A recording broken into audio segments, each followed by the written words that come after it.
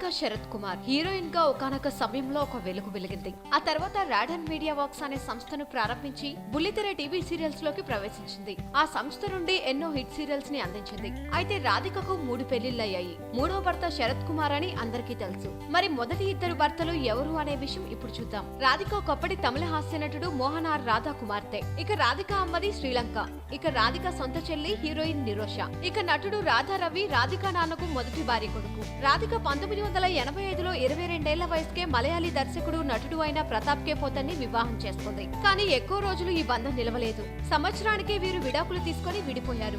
అయితే వీరికప్పుడు పిల్లలు లేరు. ఇక 1990లో రిచర్డ్ హార్డీ అనే బ్రిటిష్ దేశస్థుడిని వివాహం చేసుకుంది. 1992లో వీరికి రేయానే హార్డీ అనే అమ్మాయి జన్మించింది. కానీ వీరిద్దరి బంధం కూడా ఎంతో కాలం నిలవలేదు. మళ్లీ విడాకులు తీసుకుని విడిపోయింది రాధిక. ఇప్పుడు రిచర్డ్ హార్డీ లేరు, మరణించారు. ఇక రేయానా హార్డీ ఈ మధ్యనే భారత క్రికెటర్ అయిన అభిమన్యు మిథున్ని పెళ్లి చేసుకుంది. రాధిక మళ్లీ 2001లో నటుడు శరత్ కుమార్ ని పెళ్లి చేసుకుంది. వీరికి రాహుల్ అనే కొడుకున్నాడు. ఇక అలా రాధిక కాస్త రాధిక శరత్ కుమార్ గా మారింది. ఇక రాధికకి అత్యంత ఆప్తురాలు స్నేహితురాలు నటి సుహాసిని.